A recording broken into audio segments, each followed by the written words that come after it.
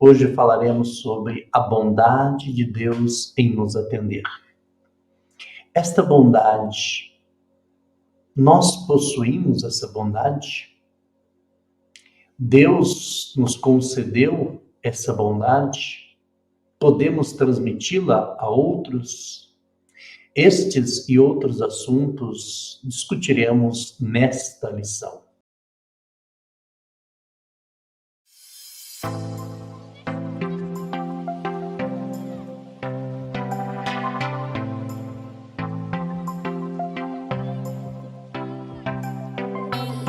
Paz do Senhor, meus amados irmãos. Se você é novo por aqui, deixa aí o seu comentário, o seu joinha, e é sempre um prazer estar com vocês. Estamos ainda aprendendo a lidar com as câmeras, mas é sempre um prazer estar aqui. Hoje a nossa lição é a lição de número 12, que é a bondade de Deus em nos atender. E nós temos como texto áureo que é algo muito interessante para nós.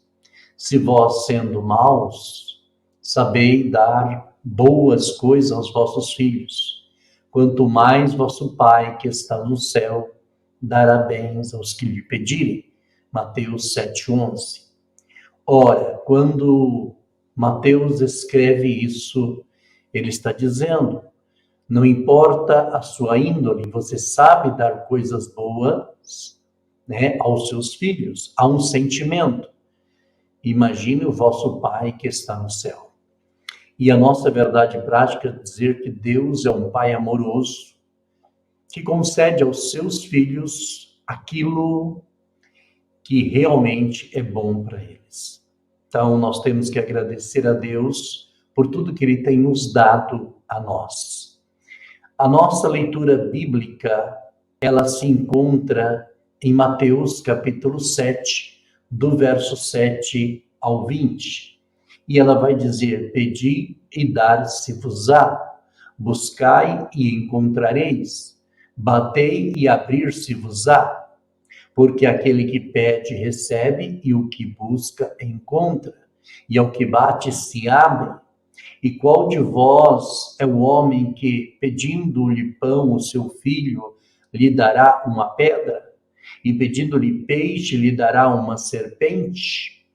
Se vós, pois, sendo maus, saber dar boas coisas aos vossos filhos, quanto mais vosso Pai que está no céu dará bens aos que lhe pedirem. Portanto, tudo que vos quereis que os homens os façam, fazei-vos também vós, porque esta é a lei e os profetas. Entrai pela porta estreita, porque larga é a porta, espaçoso o caminho que conduz à perdição, e muitos são os que entram por ela.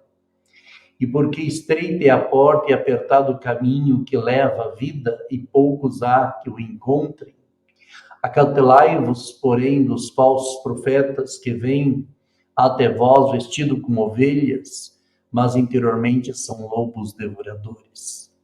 Então, a nossa lição, ela vai trabalhar hoje, nesta lição esta, que segundo o pastor Caramuru sempre diz, e eu faço questão de usar as palavras que ele sempre fala, esta lição, ela só se tornará realmente ativa, quando a igreja do Senhor se reunir na casa do Senhor, no dia do Senhor, para estudar a palavra do Senhor. Então, esta lição, ela traz para nós uma palavra-chave, e a palavra-chave é bondade. Então, nós vamos estudar um pouquinho sobre bondade. E dentro do primeiro tópico de bondade, ele vai falar sobre a definição de bondade, sobre a bondade de Deus no aspecto bíblico e sobre a bondade de Deus no aspecto teológico. Quando a gente analisa a questão da bondade, ele vai analisar que é uma questão de boa índole, que é uma benevolência, que é uma brandura, que é, na verdade, uma boa ação. E quando a gente analisa, vamos dizer assim, que a pessoa que é bondosa, ela está ali num patamar um pouco elevado na questão filosófica, vamos dizer assim. Então, quando a gente para pensar nessa definição, é algo muito sublime, né? Bondade é algo muito bom, mas ela não está no ser humano, ela está em Deus. Somente Deus tem a verdadeira bondade e ele passa um pouquinho disso para nós, tá? Então, quando a gente analisa, Paulo vai declarar o seguinte: porque eu sei que em mim, isto é, na minha carne, não habita bem algum, e como efeito querer estar em mim, mas não consigo realizar o bem. Está lá em Romanos 7, verso 18. Então, quando a gente vê, o ser humano não possui bondade nenhuma, mas quando o homem pecou, saiu da sua vida original, que estava lá, Adão e Eva, no jardim, eu creio que naquele momento em que os dois estavam ali, eles conheciam a Deus todos os dias, então eles viviam num ambiente muito espiritual, com a presença de Deus, e eu creio que ali sim eles estavam diante da grande bondade, e deles emanavam também bondade, não há dúvida quanto a isto, porque eles viviam esse momento tão especial. Quando a gente fala da bondade de Deus no aspecto bíblico, né? A gente tem que analisar lá em Êxodo capítulo 33, verso 19, vai dizer que a bondade é definida como a qualidade do que é bom, né? Deus é bom por natureza, né? E João vai falar lá em 1 João 4:8, né? Que ele é amor. Isso é importante, né? Ele tem toda a benignidade, né? E ele transcende, ele é o próprio, né? Ele é Deus, ele é amor. O jovem rico, ele vai dizer bom mestre para Jesus. Jesus não vai naquele momento dizer não me chamas bom, né? A expressão ela foi muito forte. E Jesus vai dizer por que me chamas bom, né? Então, o jovem fica até assim, sem saber, né? Mas Jesus está ali querendo dizer que salvação não vem através de bondade, salvação não vem através de boas obras, né? Mas através da fé, através do amor, através de um envolvimento maior com o Senhor Jesus Cristo. E no aspecto teológico, nós vamos entender que ela quer dizer, ela envolve santidade, ela envolve retidão, verdade, amor, benevolência, graça, misericórdia. Quando a gente lê isso, a gente percebe que essas coisas elas estão muito centradas em Deus. Deus é o portador de todas essas coisas. Quando a gente se aproxima do Senhor, a gente tem alguns relâmpagos, assim, alguns brilhos pequenos que acabam nos afetando e a gente às vezes expressa alguma pequeno raio de bondade, vamos dizer assim, né? Então, mas quando a gente olha para a Bíblia, a gente vai ver que teologicamente, na questão teológica, Deus ele é o grande bondoso, né? Porque Deus amou o mundo de tal maneira que deu o seu Filho para que todo aquele que nele crê não pereça, mas tenha a vida eterna. Isto é a grande demonstração de amor. Então, se a gente for resumir esse primeiro tópico, vamos dizer que Deus é bom e atende os seus filhos que o invocam em oração. Então, quando você dobra o seu joelho e pede para Deus e fala com Deus, Deus tem o prazer de nos atender e dar para nós. Agora, se você procura dizer, Senhor, faça-se a tua vontade, ele vai procurar te dar somente aquilo que for bom. No nosso segundo tópico aqui, nós temos há dois caminhos para escolher. A vida é assim, né? Nós estamos sempre fazendo escolha. Desde que a gente nasce, né? Nós temos escolhas. E a nossa vida é marcada por escolhas. A porta e o caminho no aspecto bíblico, né? Então, quando a gente fala de porta, né, nós estamos falando de alguém está fora, alguém entra ou alguém sai, é uma mudança de ambiente, tá? Então, é uma nova experiência.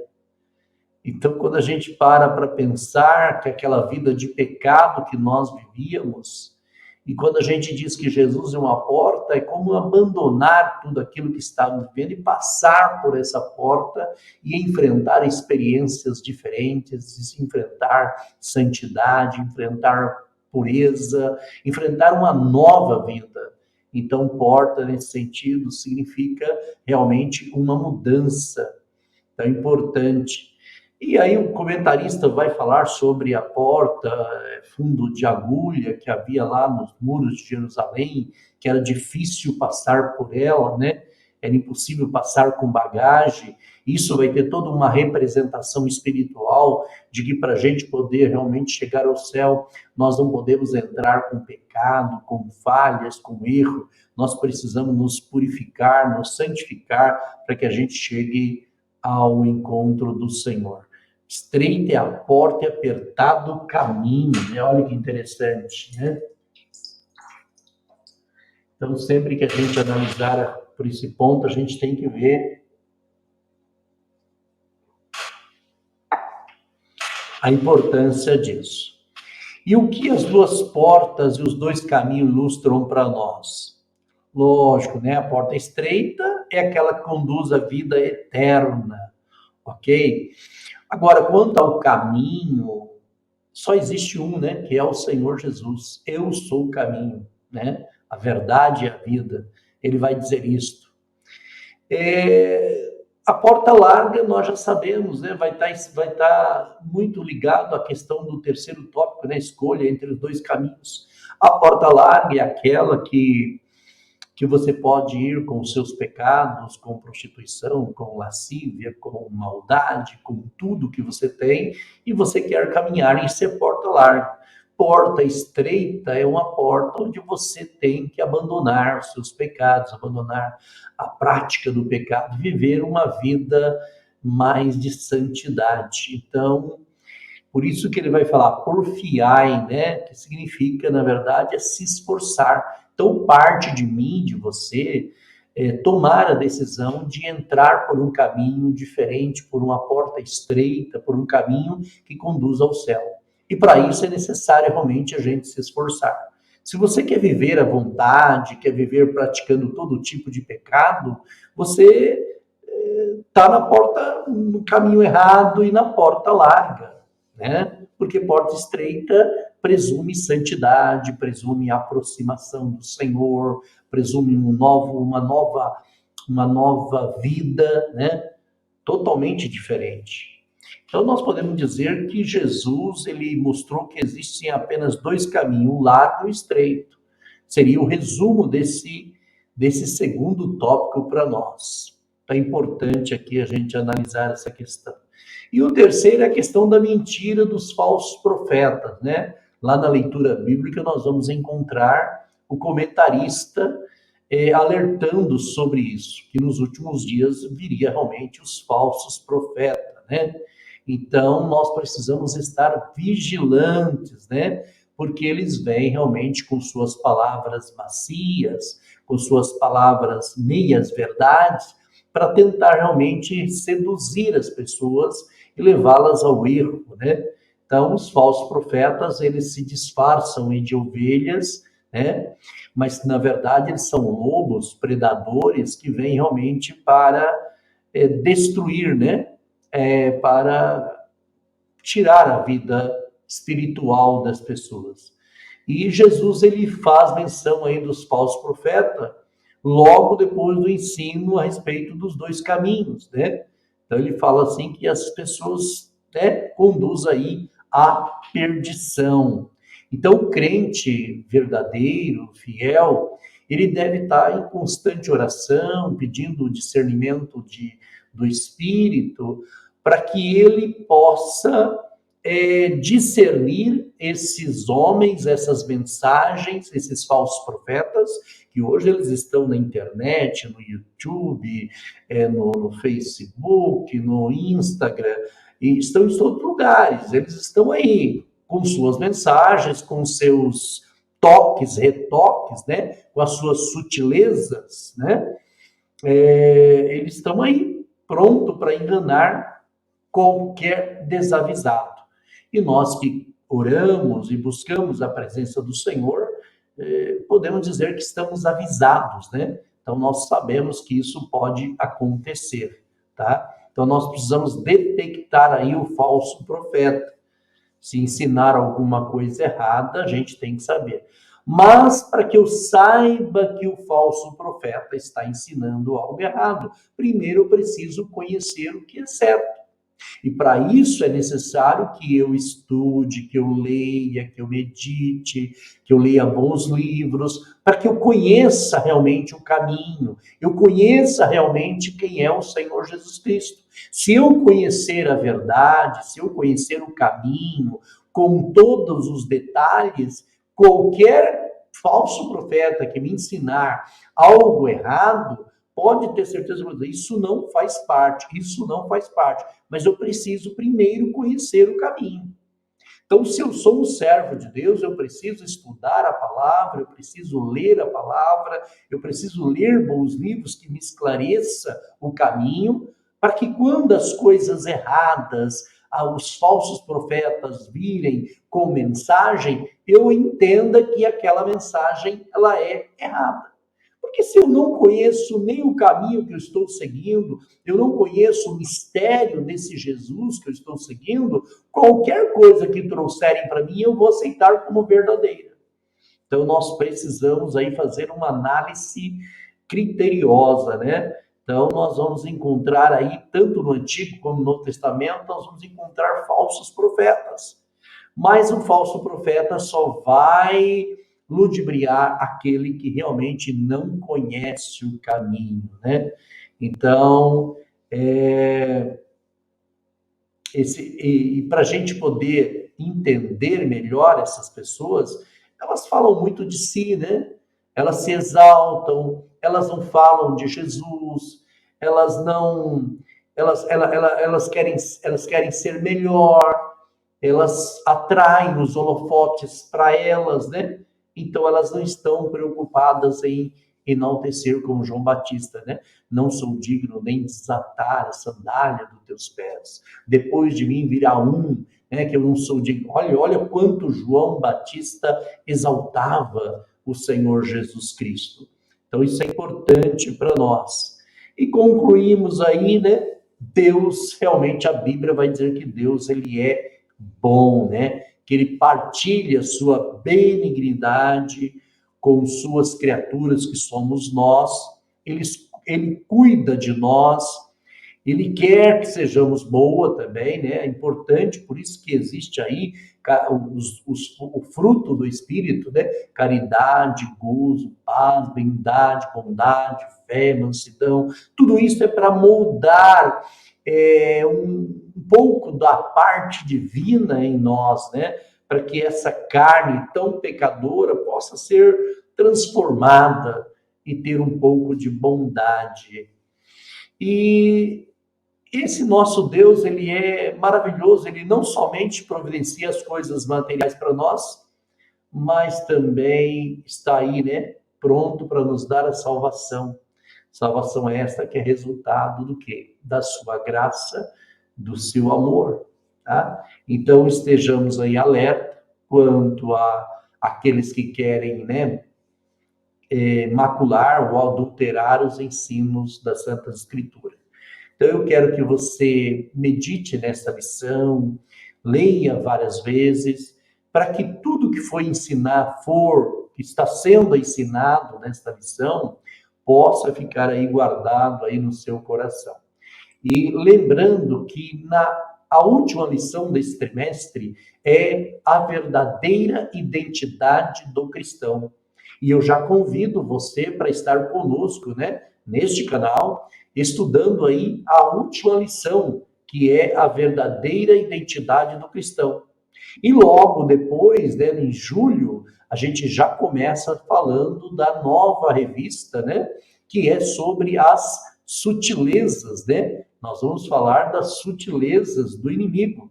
O inimigo tem as suas sutilezas e nós vamos falar sobre elas, né? Então é importante que eu e você possamos ficar atento a essa questão, para que a gente possa. Vai ser mais um trimestre onde nós vamos aprender muitas lições, e você é o nosso convidado para estar conosco.